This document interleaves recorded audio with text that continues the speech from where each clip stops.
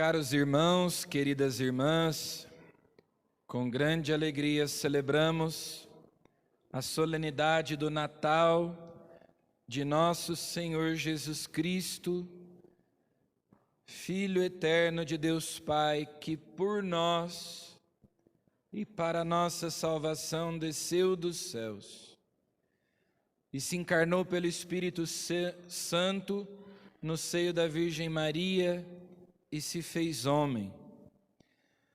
Na noite de hoje, ao dizer estas palavras no credo, nós dobraremos os nossos joelhos para adorar o mistério do Deus encarnado, o menino Deus, a divina criança, hoje nasceu para nós, nasceu para mim, o Salvador que é Cristo o Senhor. Cada um de nós pode dizer: nasceu para mim, veio ao mundo para me salvar. Veio nos salvar do pecado. A humanidade tinha caído e não conseguia se levantar. Então, Deus se abaixou. É próprio do amor abaixar-se. Deus é amor. Ele se abaixou para nos levantar.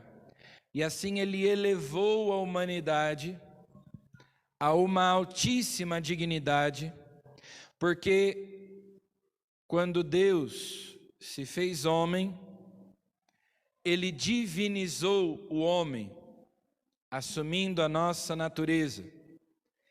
Então, o que nós celebramos hoje é Deus na terra e o homem no céu. Esta é a grande alegria que os anjos anunciam aos pastores. Eu vos anuncio uma grande alegria. Não existe notícia melhor do que essa, que Deus está entre nós, que Deus se fez um de nós. Ele é consubstancial ao Pai, mas agora é também consubstancial a nós. Tem a natureza do Pai porque é Deus, tem a nossa natureza porque é homem. O Natal é a segunda solenidade mais importante do ano. A primeira é a Páscoa. E na noite da Páscoa, na vigília pascal, nós cantamos: ó noite de alegria verdadeira, que une de novo o céu e a terra inteira. E a mesma coisa nós podemos cantar, nós podemos dizer na noite do Natal.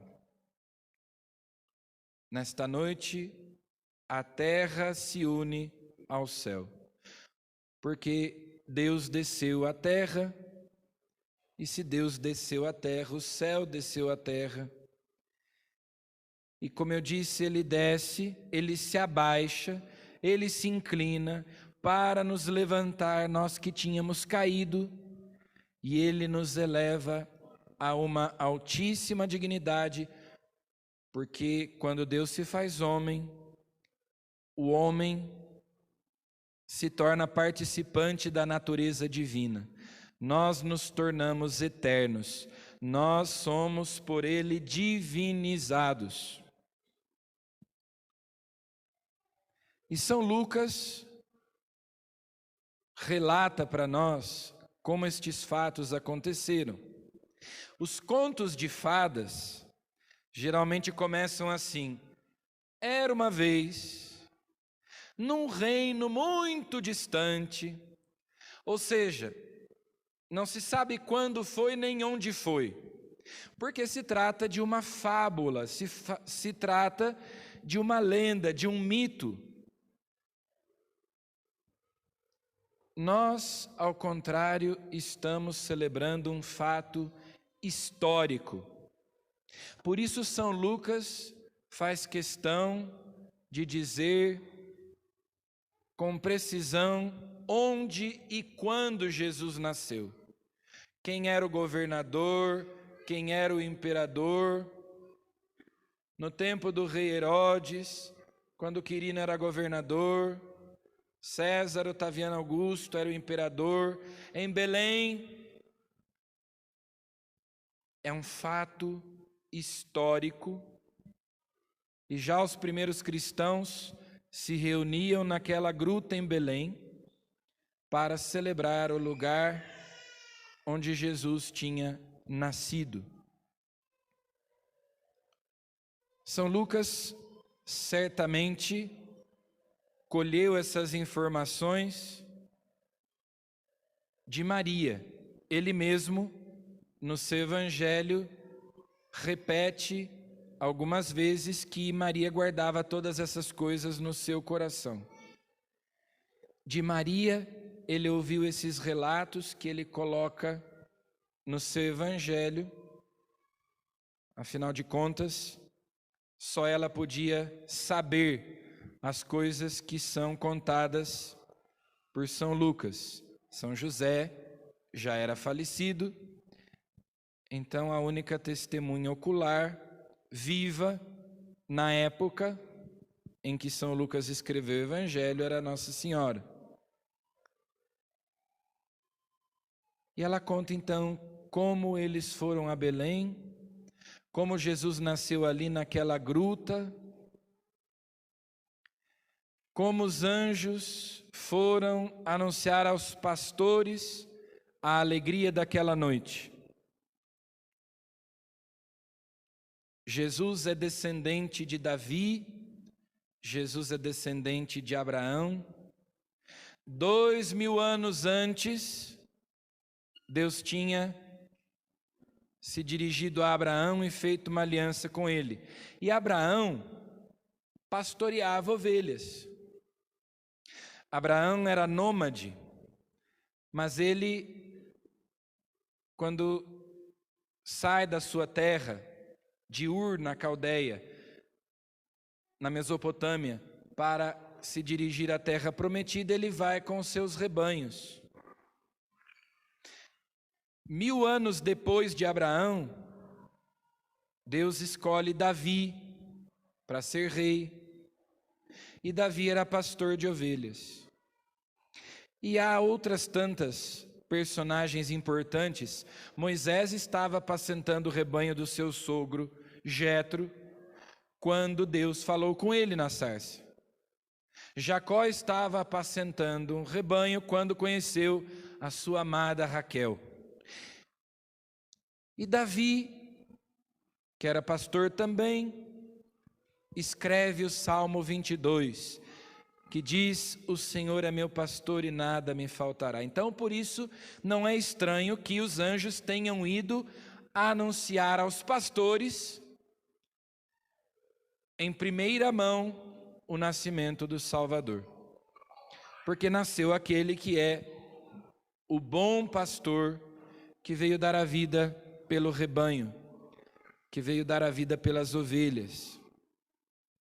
Esta é uma noite de luz. Jesus é a luz que veio para iluminar aqueles que vivem nas trevas. Deus é luz, diz São João na sua primeira carta, e nele não há treva alguma. Maria deu à luz a luz, que veio para iluminar todos os povos. Por isso nós ouvimos na primeira leitura o profeta Isaías dizendo: o povo que andava nas trevas viu uma grande luz. Os magos serão conduzidos por uma estrela, que vai conduzi-los àquela gruta, ao presépio, para se encontrarem com Jesus, a luz do mundo. Ele vem para nos iluminar, nós que vivemos nas trevas do pecado. E Jesus quis nascer justamente nesta noite, que é, lá no hemisfério norte, a mais longa do ano. É a noite mais longa, mais comprida do ano, justamente para confirmar que Ele é a luz, que veio vencer a escuridão. Aqui para nós é verão, então é a noite mais curta. Nós temos visto como os dias estão cumpridos, né? 5 horas da manhã já está aquela claridade na janela e o dia demora para terminar, demora para escurecer. Lá no hemisfério norte, onde nasceu Jesus, é o contrário. Eles estão no inverno, num frio danado e a noite bem comprida. E é a noite mais longa, porque a partir desta noite o dia vai ficando cada vez maior lá para eles. Então, até a natureza expressa o mistério desta noite, a vitória da luz, que é o próprio Cristo Jesus, como nós vamos dizer no credo, luz da luz, Deus de Deus, luz da luz, Deus verdadeiro de Deus verdadeiro. O sinal que os anjos dão aos pastores: encontrareis um recém-nascido, envolto em faixas, nada de extraordinário. Geralmente, quando nós pedimos algum sinal a Deus, nós pensamos em algo extraordinário. Mas o sinal que é dado a eles é o sinal de um menino envolto em faixas. E aqui nós temos também uma ligação com a Páscoa, porque os pastores vão a Belém, vão à gruta e encontram o recém-nascido envolto em faixas. Quando Jesus ressuscita, os apóstolos vão também a uma gruta, onde Jesus estava sepultado, era um sepulcro cavado na rocha, e eles encontram as faixas que tinham envolvido o corpo de Jesus. O mesmo Jesus que nasceu de Maria, aquele corpo que foi gerado no ventre dela. Deus não tem corpo, Deus é um espírito perfeitíssimo e eterno. Deus é incorpóreo, Deus é invisível, é imaterial, ele é espírito, é invisível. Mas aqui ele é bastante visível e palpável, inclusive. Pequeno como nós. Nós nem temos medo do Deus Todo-Poderoso quando nós nos aproximamos dele na forma de uma criança. Ali envolvido em faixas pela Virgem Maria, esse mesmo corpo será crucificado, ficará coberto de chagas, de estigmas, perfurado por amor a nós, será depositado no sepulcro, também envolto em faixas, em panos de linho, e ali ele ressuscita. E nós vemos também o mesmo sinal na Santa Missa, na Eucaristia, o corpo do Senhor, que é sempre colocado sobre o corporal, as toalhas do altar, o corporal, as alfaias litúrgicas geralmente são feitas de linho, para lembrar que é o mesmo corpo. Aliás, Belém quer dizer a casa do pão. Nasceu o bom pastor, nasceu a luz do mundo, nasceu o pão da vida. É o mesmo lá no presépio, no Calvário, no altar, na Eucaristia, nosso alimento. Santa Elizabeth da Trindade escreveu uma oração muito bonita, chamada Elevação à Santíssima Trindade, que é o que acontece conosco quando Deus desce, Ele nos levanta, Ele nos eleva. E nessa oração, Santa Elizabeth da Trindade vai se dirigindo a cada uma das pessoas da Trindade, dialogando com Deus. E quando ela se dirige ao Espírito Santo, ela diz o seguinte: ó fogo devorador, Espírito de amor, vinde a mim para que se opere em minha alma como que uma encarnação do Verbo, que eu seja para Ele uma humanidade de acréscimo, na qual Ele renove todo o seu mistério. Então ela pede ao Espírito Santo, o mesmo que desceu sobre Maria, para que ela concebesse, gerasse Jesus, o Verbo encarnado. Ela diz: venha também sobre mim, realizar na minha alma como que uma encarnação do Verbo. E a expressão interessante que ela usa é que eu seja como que uma humanidade de acréscimo. Que eu seja para Ele uma humanidade de acréscimo, na qual Ele renove todo o seu mistério. É isso que nós pedimos e queremos que Deus realize em nós nesta noite do Natal. O mistério da encarnação de um Deus invisível, eterno, todo-poderoso, que entra no tempo, que entra na história, se faz homem, se faz menino, criança, deve se atualizar em nós. No dia do nosso batismo, nós fomos incorporados a Cristo. Aquele corpo gerado por Maria, aquele corpo que Ele assumiu ao se encarnar, nós nos tornamos participantes desse mistério, incorporados. Eu faço parte do corpo místico de Cristo. Então, o mistério da encarnação é continuado na história, na igreja, em cada um de nós. Nós queremos ser, como dizia Santa Elizabeth da Trindade, um acréscimo, uma humanidade de acréscimo, emprestar a Cristo as nossas mãos, os nossos pés, os nossos olhos, os nossos ouvidos, a nossa boca, o nosso coração. Cristo quer continuar a sua presença no mundo, em nós, através de nós.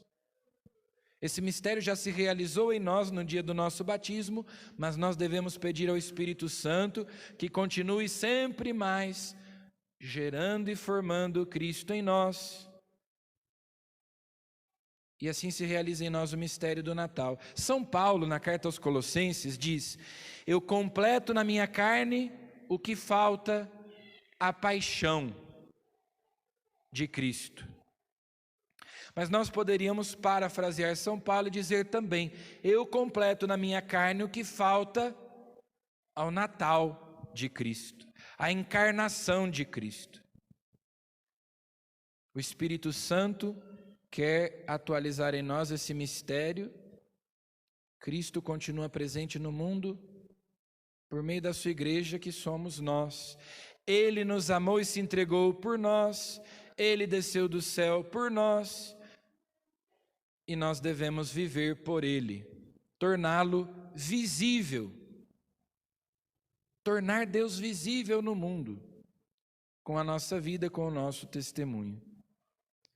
Ele que é nosso bom pastor, que deu a vida por nós, Ele que é o pão da vida que nos alimenta na Eucaristia, Ele que é a luz do mundo, nosso Salvador, veio nos salvar do pecado, nos reconciliar com Deus. Então nós pedimos também essa elevação. O que nós celebramos hoje é, como eu disse, Deus na terra, o homem no céu. Deus na terra, o homem no céu. E essa é a melhor de todas as notícias. Deus nos ama, veio a este mundo para nos salvar. Então adoremos esse mistério. Adoremos o mistério do Deus encarnado e peçamos que Ele realize em nós o seu Natal. Amém.